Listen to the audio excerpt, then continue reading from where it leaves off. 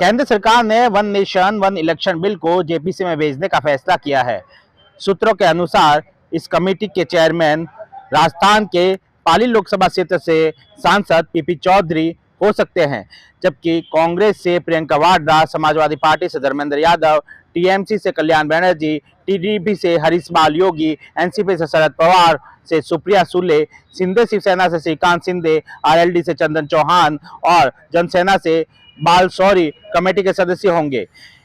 एक देश एक चुनाव की दिशा में एक कदम आगे बढ़ाते हुए केंद्र सरकार ने विपक्षी दलों के भारी विरोध के बीच इसे संबंधित संविधान का 129वां संशोधन विधेयक और इसे जुड़ा एक अन्य विधेयक मंगलवार को लोकसभा में पेश किया। तब विपक्ष ने इस बिल को तानाशाही करार देते हुए बिल को संविधान संशोधन विधेयक को संयुक्त संसदीय समिति जेपीसी के पास भेजने की मांग की। केंद्र सरकार ने संविधान संशोधन के लिए 2/3 बहुमत जुटाने की चुनौती और विपक्ष की मांग को मद्देनजर रखते हुए दोनों विधेयकों को जेपीसी में भेजने की हामी भर दी है।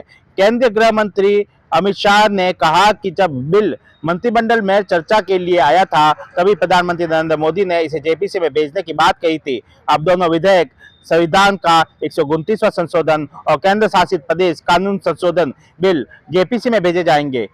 सवाल यह है कि संसद का मौजूदा सत्र 20 दिसंबर तक है। ऐसे में संसद के इस सत्र में बिल पास नहीं होंगे। संयुक्त संसदीय समिति की मंजूरी मिलने के बाद अगर बिल संसद में बिना परिवर्तन पास हो गए, तब कब तक अमल में लाया जाएगा। One nation one election bill को लेकर जेपीसी का गठन हुआ। अब माना जा रहा है कि राजस्थान से पाली लोकसभा क्षेत्र से सांसद पीपी चौधरी इसके चेयरमैन नियुक्त हो सकते हैं। जेपीसी के लोकसभा से बीजेपी के सदस्य पीपी चौधरी, बांसुरी Swaraj, CM Ramesh, Purushottam Rupala, Anurag Thakur, Bhartrihari महाताव, Anil Baluni, VD Sharma, विष्णुदयाल Ram BJP के सदस्य होंगे, जबकि लोकसभा से जेपीसी के कांग्रेस के सदस्य प्रियंका वाड्रा, मनीष तिवारी और सुखदेव भगत होंगे। समाजवादी पार्टी से धर्मेंद्र यादव सदस्य होंगे। वही इस कमेटी के टीएमसी से कल्याण बनर्जी, टीडीपी से हरीश बाल योगी, एनसीपी से शरद पवार और सुप्रिया सुले, शिंदे शिवसेना से श्रीकांत शिंदे, आरएलडी से चंदन चौहान और जनसेना से बाल शौरी सदस्य होंगे। राज्यसभा कमेटी से भी 10 सदस्य होंगे।